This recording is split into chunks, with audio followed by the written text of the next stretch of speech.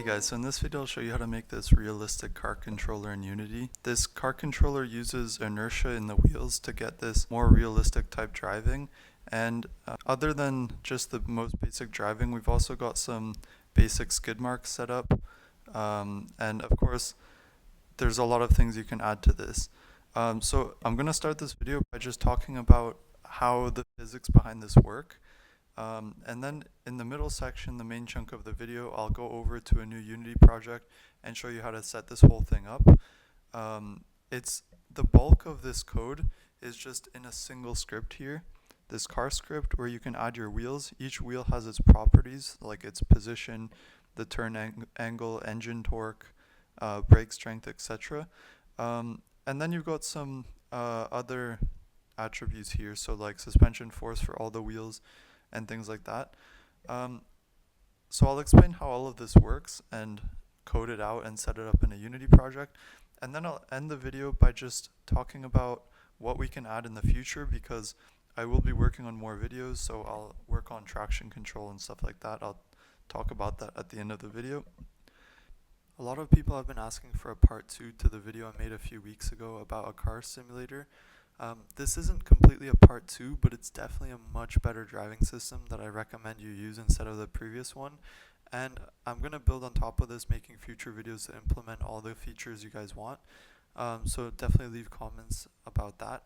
And yeah, let's get into it. Yeah, I'm not going to ask you to subscribe, but let's get into it. So just a brief little introduction. So on each wheel here, I'll just create a circle.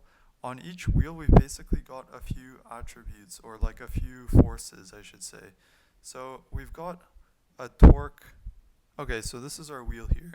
And we've got a few forces here. So let's say we're driving this way in that direction. So we've got a torque here that's the engine torque. So this is like, let's say 100 newtons engine torque. A 100 newton meters engine torque. And then we've got a few other forces. So on the contact point here on the ground, the actual wheel is going to experience a force in this direction, but it's going to push off the ground, so it's going to push the ground in this direction. And so these are kind of our forces. This is in newton meters, like a torque.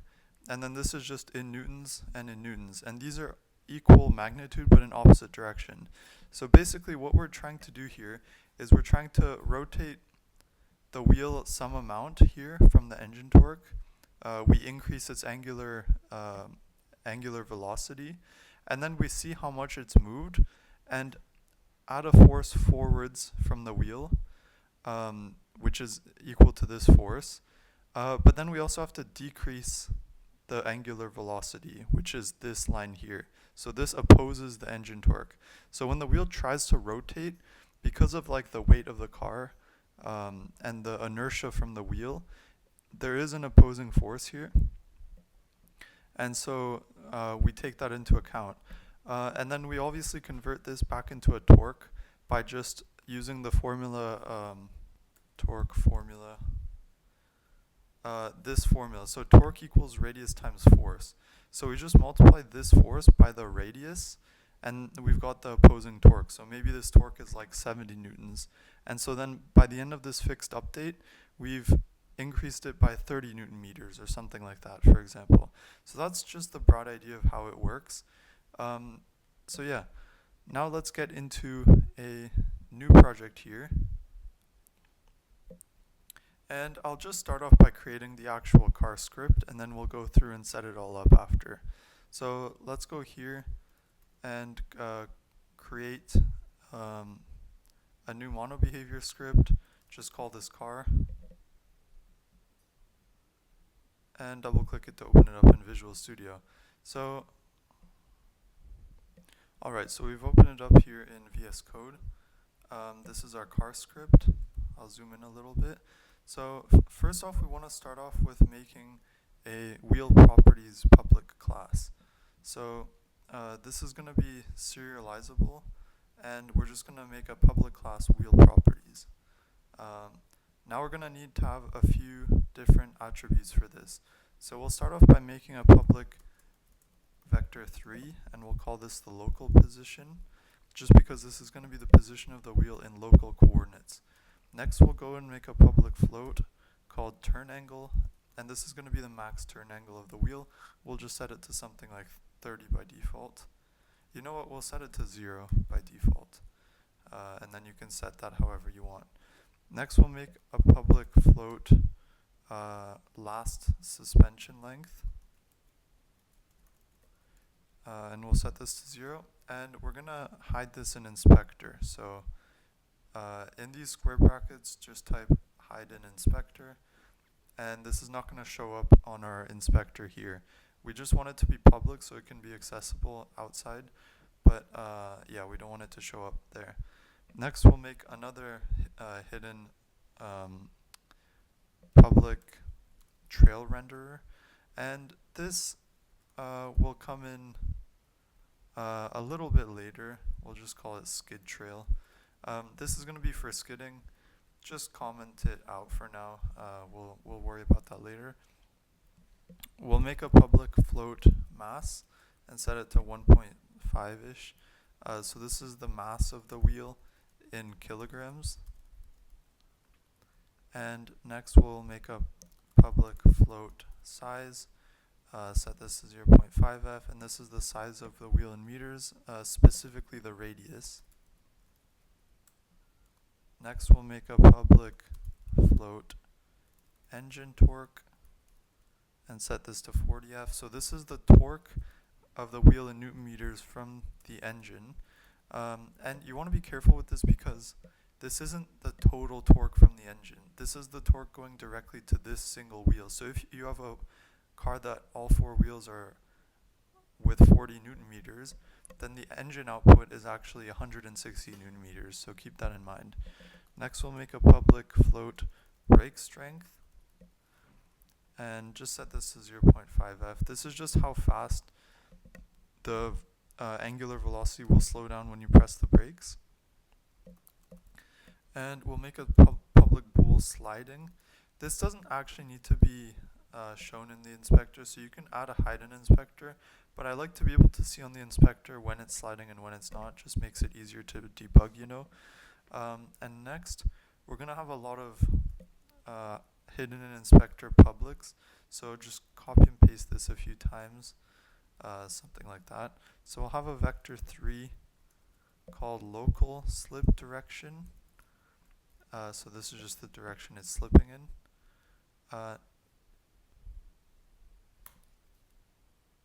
We're going to have another vector 3 called suspension force direction. And these I'll just copy and paste these in because there's no point in me going one by one. But we're going to have a wheel world position. So this is basically the local position but converted into world coordinates so we know where to move the wheel objects. We're going to have a wheel circumference, so this is just kind of a shortcut so we don't need to recalculate it over and over again. We'll have the torque here. So this is just the current torque that the wheel is applying. So this is different from the engine torque because if you throttle it like forwards or backwards, for example, the torque could be negative. So this will change. This is a constant. Next we have a public game object, wheel object. So this just keeps track of the wheel object that this specific wheel properties is responsible for. So this is just the wheel visual. We've also got the hit point force. So this is the force. Next we've got the local velocity. So this is just rigid body dot get point velocity at the wheel position, and then that's converted into local coordinates. We've got the normal force and we've got the angular velocity in radians per second. The normal force is just the spring force, basically, like the force pushing up on the car. Alright, next, in the car method here, in the public class car, there's a few things we want to have as well. So I'll just paste these in and go through them one by one. So we want to have a public game object skid marks prefab. Again, I'll just comment this out for now. We'll worry about that later. We'll have a float smooth turn. So this is how smooth the turning is when you press A and D. Setting it to 0.03 is a decent value. If you make it lower, it'll turn slower. Next, we've got the coefficient of static friction, coefficient of kinetic friction. We've got the wheel prefab that will spawn in for each wheel. We've got a list of wheel properties. So this is just our wheels here, basically. And one other thing I want to add to the top is make sure it's using Unity engine and system collection is generic. Alright, back down to here. We've got the wheel grip X, wheel grip Z. Set these both to something like 14F. And we've got suspension force, damp amount, suspension force clamping, input, the rigid body, and then the public in braking. So now we'll get into the actual code. I'll start with the update method. So in this update method, we basically just want to take in the input. So we just need these two lines of code. This new vector2, where it's basically just taking in WASD controls, like horizontal for the X and vertical for the Y. The only fancy stuff going on here is that we're lerping, basically smoothing the X, and we're basically smoothing it from the current input X, which is what this value is, to the actual value, the get access raw horizontal. So, and we'll do it at the smooth turn speed, if that makes sense. So if this is lower, it'll be slower to lerp over to it. And horizontal obviously takes in the left and right. It's either -1 or 1, or 0 if you're pressing neither, and vertical is for W and S. Now here braking is basically, if we just press the spacebar, it's 1, otherwise it's 0. Alright, great. So now we'll go into the void fixed update.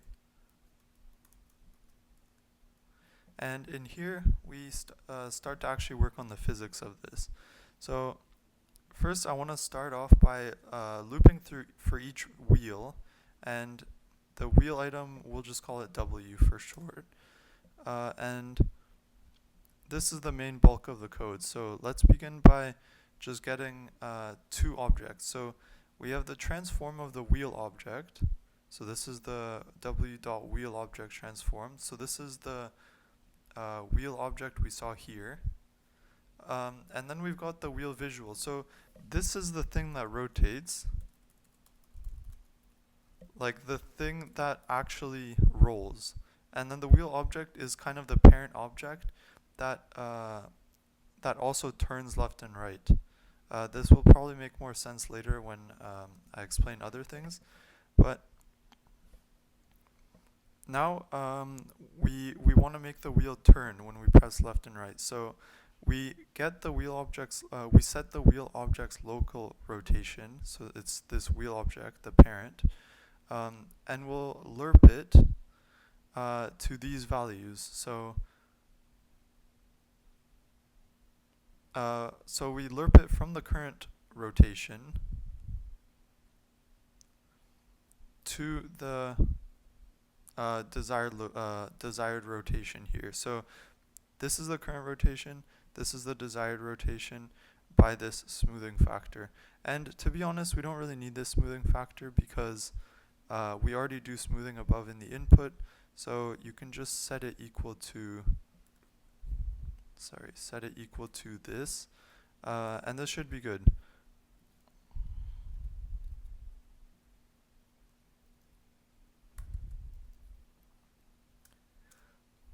And yeah, so this just sets the Y,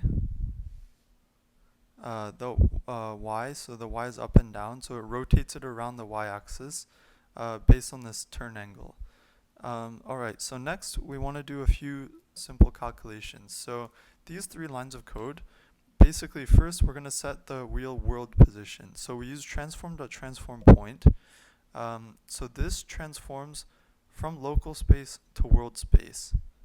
The local space is the w.local position, and it converts that to world position.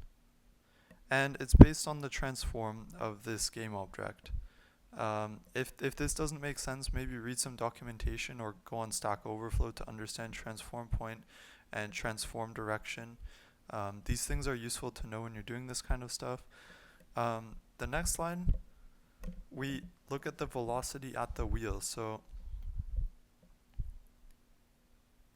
we use rigidbody.getPointVelocity, and we look at the point velocity at the wheel's world position.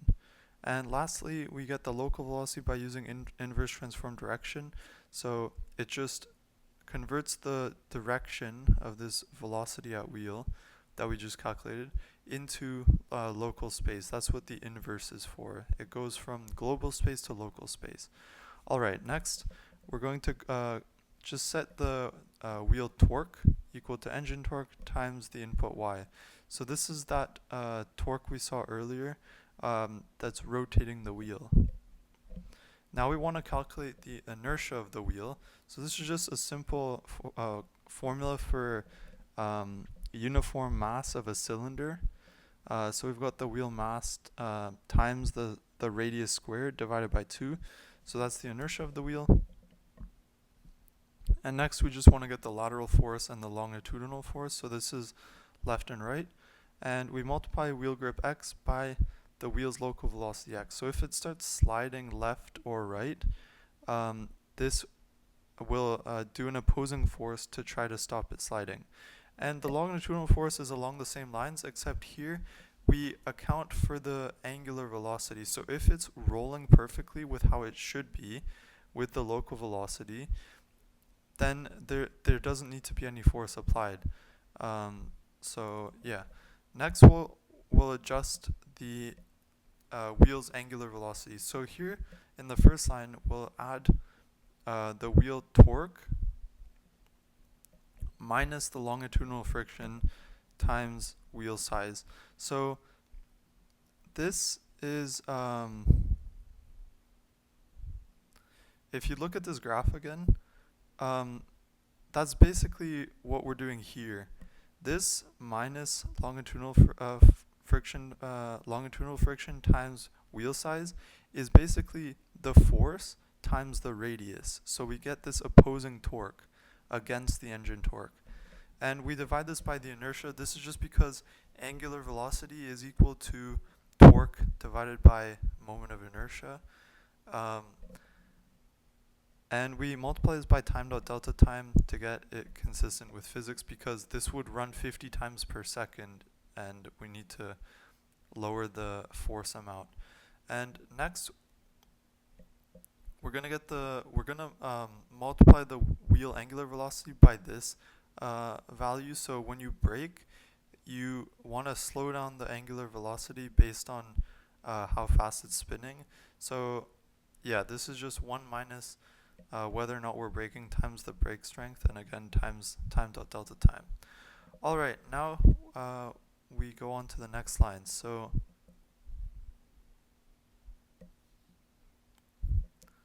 I'll put in a few lines here.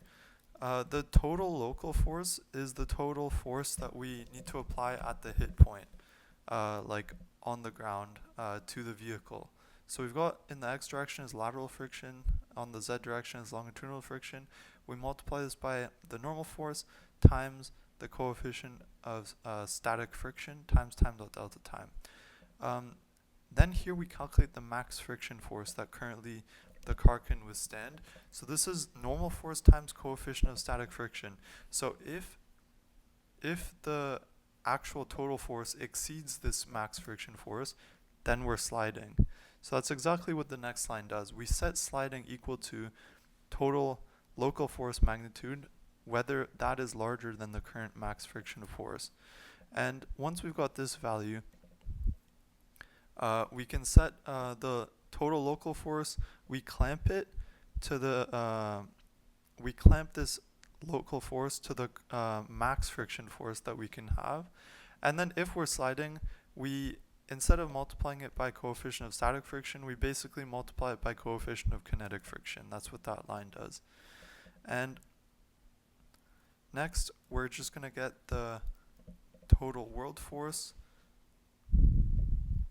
and set this to wheel object dot transform direction. So we basically set it to a global coordinates, and then we'll set the slip direction to this.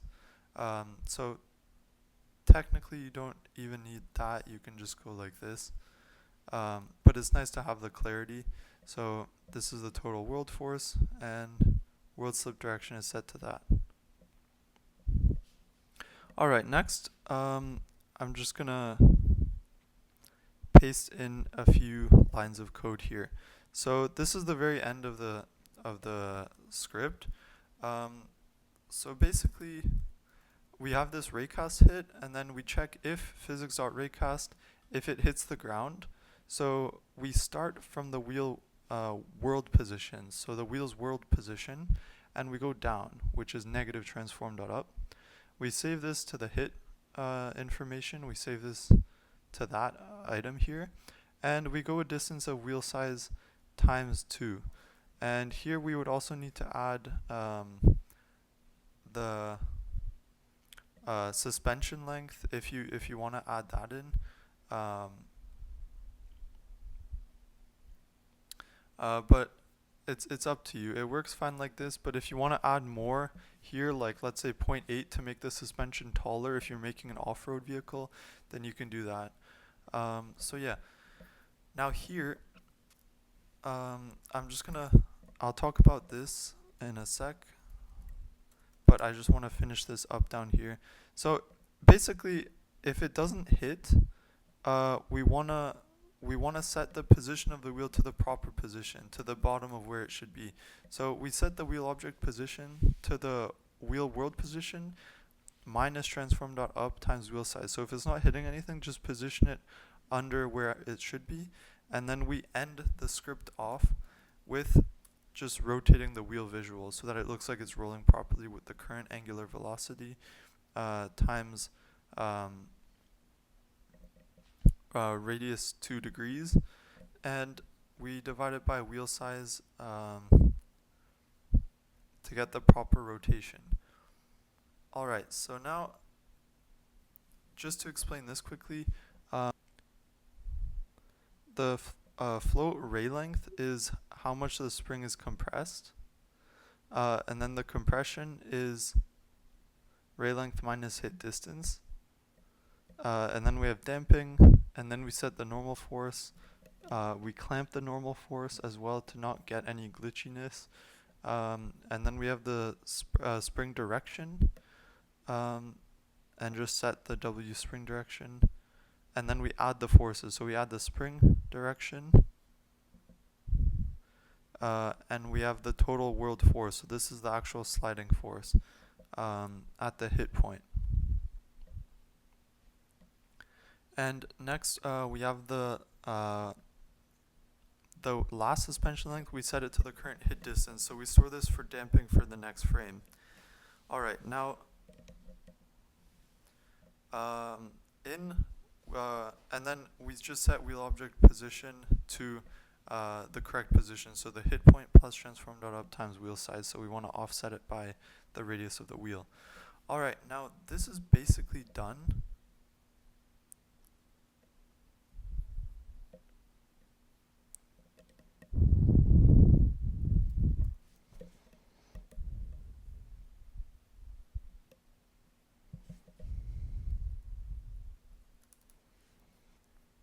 Alright, so we basically finished the script up here. We want to go back to our project, and yeah, so come over here to our project, and there's a few things we've got to do to set this up. So first I'm just going to create a 3D object cube, and I'll call this the floor.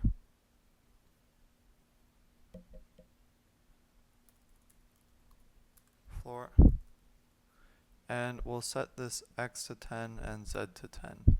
So we've got this floor here. Next I'm going to create another cube,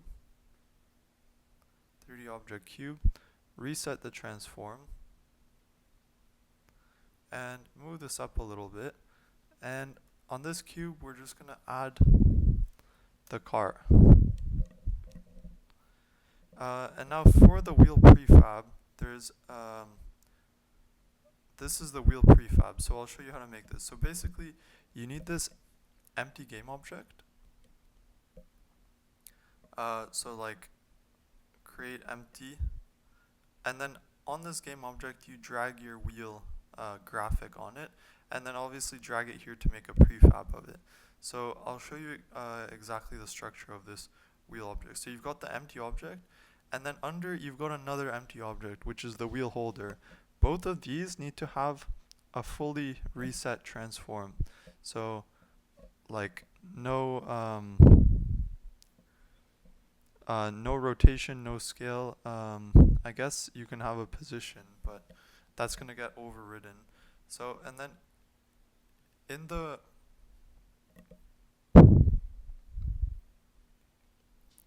inside of the wheel holder, you want to have your actual wheel that's gonna be rolling. So, with this example, I'll just use this cylinder. But this is, instead of the cylinder, you would have your actual graphic for your wheel. And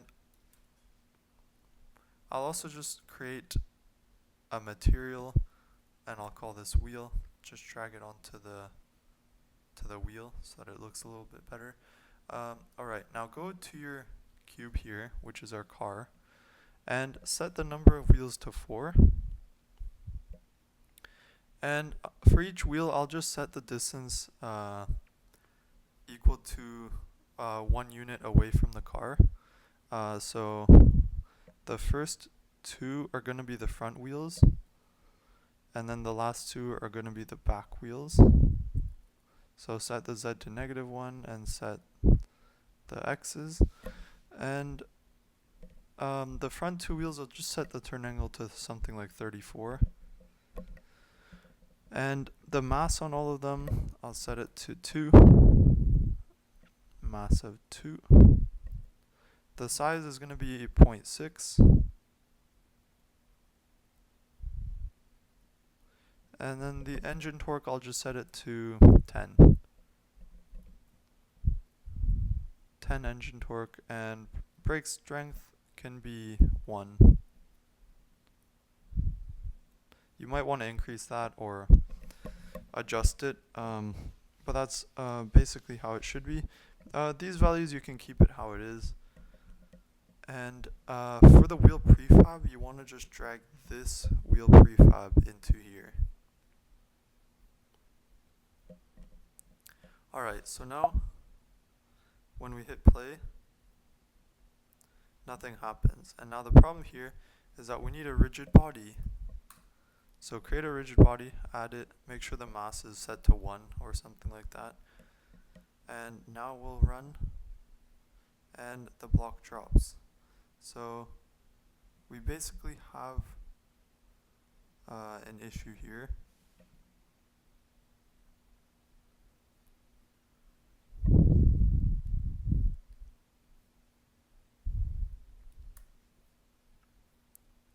Alright, so let's create the wheel prefab. So I'll create an empty game object, reset the transform, call it wheel prefab, and under this I'll create another empty game object, call this wheel holder.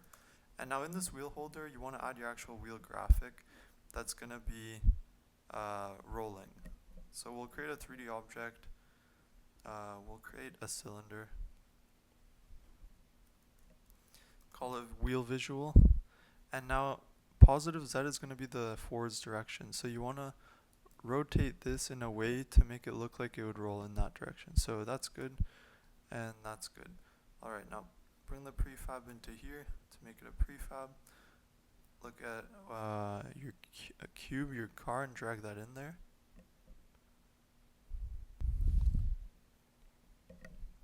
Alright, so a few more things that we have to do in the code. So in the start method, we have to do a few things. I'll just put in a little bit of code and I'll explain it. So first we simply have to get the rigid body.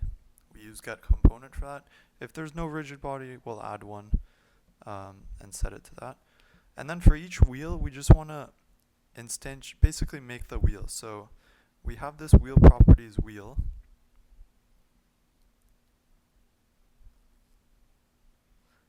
We instantiate a wheel prefab and set the wheel object equal to that.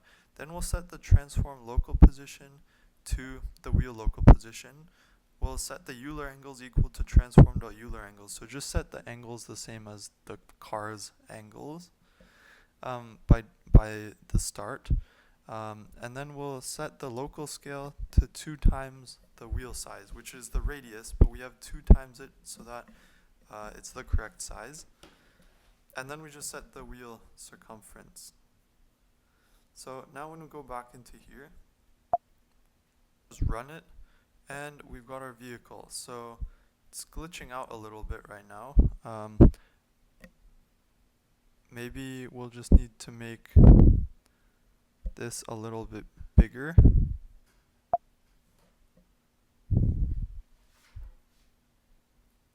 No.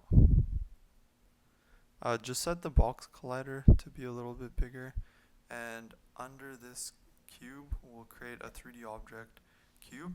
Now in your car, make sure to keep the scale 111, and then if you want to add graphics, add a child object, remove any colliders or else you're going to get bugs, and then this you can make it look like whatever you want. So I'll set that to be bigger, and now this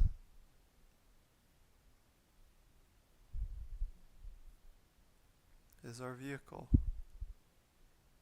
Alright, so all I did was just set the suspension force to 12. So over here, set the suspension force to 12 instead of 90, and our car should work. The only thing is, I'll go into the project, go to the wheel prefab, and make sure you turn off the collider here, because that's causing problems. No colliders in your wheel prefab, okay? This is just a visual. No colliders, or else you're going to get problems. I just want to make that really clear. And no colliders in any children of your parent car object. Alright, so now we've got this working. The only problem is the front. Okay, it's all good, yeah. The front wheels turn in the right directions. So yeah, this is our car. This is basically the starting point, and the code is the exact same for the car I showed you at the start. Basically just implementing, like adding in graphics and just tuning it to the way you like it. If you like this, the specific project I showed at the start, then just go over to my GitHub and you can download it, and it should work perfectly. I'll link to the exact commit that this project is on during the time of this video, so that when I update it, it doesn't go to different ones. But yeah, that's basically it. You can drive around. This car is actually a rear wheel drive, so you can see here when I accelerate, the back wheels slide and the front wheels just kind of follow. And yeah, pressing space will turn the brakes on. You can turn, drive around, you can drift. It's really fun to drive. And yeah, that's basically it. Thank you for watching. There is a few things I'd like to talk about right now. So first, I want to say that the reason I started this whole project new, because you probably know that I already had a video where I made like a car driving script like a few weeks ago, it's because I really wanted to give you guys like a better, more realistic driving script that's more stable, and just like you can more easily add features. The code in this project is actually a lot shorter than the code in the other project. This is only like, what, 128 lines. So a lot simpler, a lot cleaner code. I think you guys will like this a lot more. The next thing I want to talk about is I made a Discord server. You guys can join it. If you have any problems with your code, you can ask people there, other people that have joined it, and they could potentially help you out, or I'll help you out if I see anyone asking for help with code. But yeah, that's basically it. So yeah, thank you for watching. Actually, one more thing. The next videos, I'm definitely going to add a few more things. I'll just list them out right now. So I want to add traction control, braking assist like ABS, and also turning assist, so that you don't slide out all the time when you're accelerating, braking, and turning.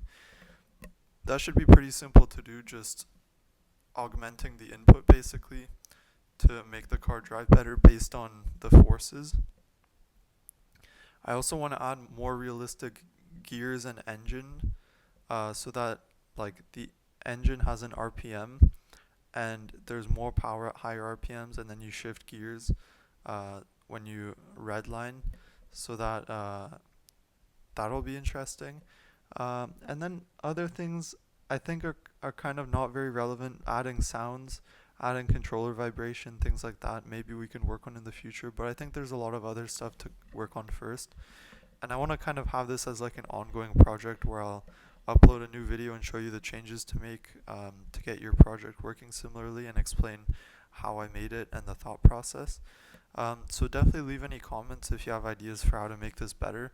Um, of course, there's a lot of things you can do, like adding post-processing to make it look nicer, adding more realistic reflections, like different graphics and stuff. But yeah, that's basically it. Thank you for watching, and I'll catch you in the next one.